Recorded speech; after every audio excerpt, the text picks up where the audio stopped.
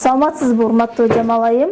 Бүгүнкү ушу Кыргызстанда мусулман коомчулугунда пайда болгон маселеден кантип чыгып кетсек болот деп ойлойсуз? Assalamu alaikum wa rahmatullahi wa barakatuh. Албетте азыркы болуп жаткан жагдай бул бир ошол мусулман жамаатына өтө бир кыйын бир мезгилдер келди десек болот. Бул мезгилде дагы ошол Абу Хурайра радиаллаху анху айтканда фитналар болот бир доордо.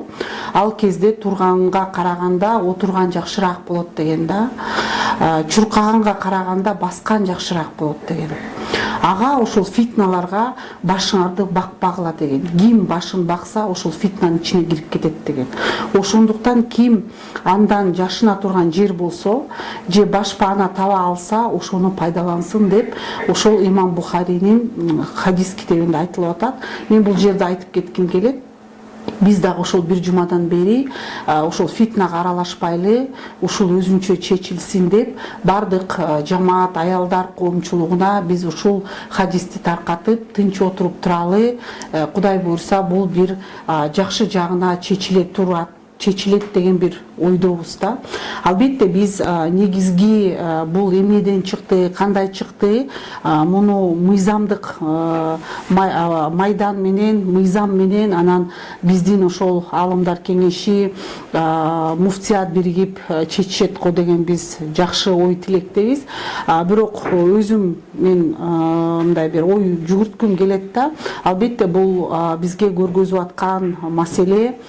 Биз ошол демек биз ошол экил муфтияттын уставында, алардын структурасында, алымдар кеңештеринин структурасы кандай болуш керек, алардын ошол ар бир эле уставка таянбай, андан башка дагы бир 20-30тан ашык бир өзүнчө бир политика, процедура деген өзүнчө бир көп документтерди иштеп чыгышыбыз керек экени зарылдыгына биз азыр четте туруп, эксперт катары, теолог катары биз түшүнүп атабыз.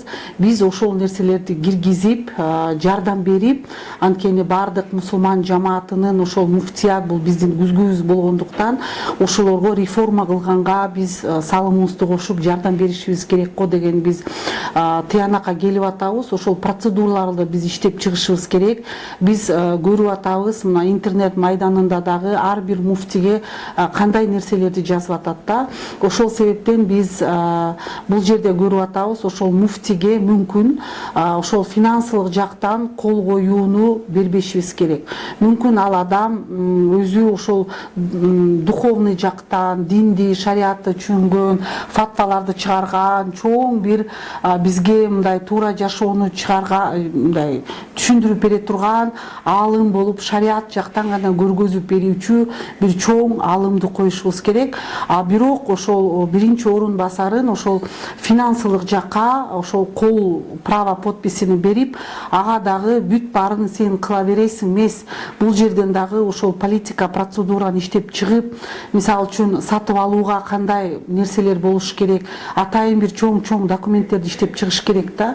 Анан буга да бөгөт коюш керек. Мисалы үчүн бир 50 000 сомго чейин сатып алса кандай болот, 100 000ге чейин, ага өзүнчө бир протоколдор болуш керек. Мүмкүн 100 000 сомдон көп бир сумма болуп кете турган болсо, аны алымдар кеңешинин макулдугусуз муну ошол муфтият аны ишке ашыра албай тургандай кылып.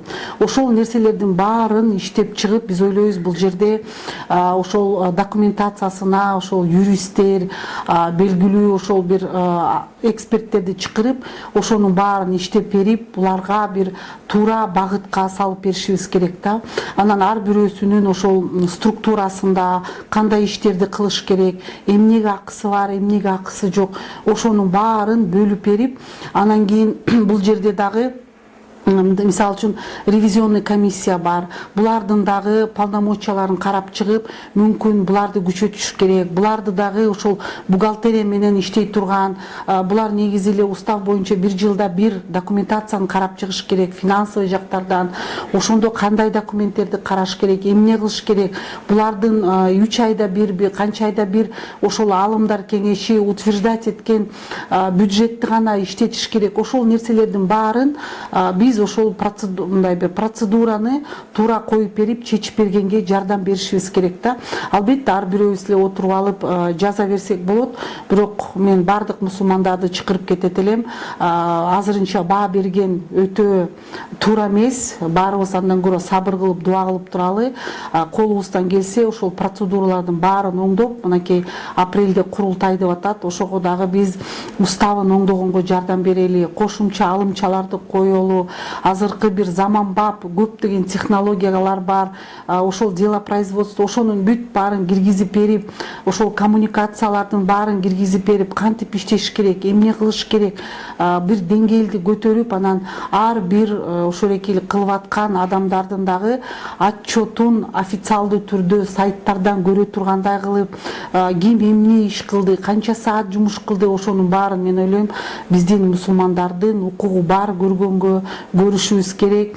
Ошол бир жылдык бюджети дагы баары бекилип, ошол муфтияттын сайтында туруш керек, кайсы багыт боюнча канча акча бөлүнүп атат, эмне кылып атат. Биз эгерде ошонун баарын иштеп чыксак, буюрса кийинки келе турган ошол муфтияттын командасы, алымдардын кеңешинин мүчөлөрү командасына дагы иштегендерине өтө жеңил болот го деген мен ишенимдемин.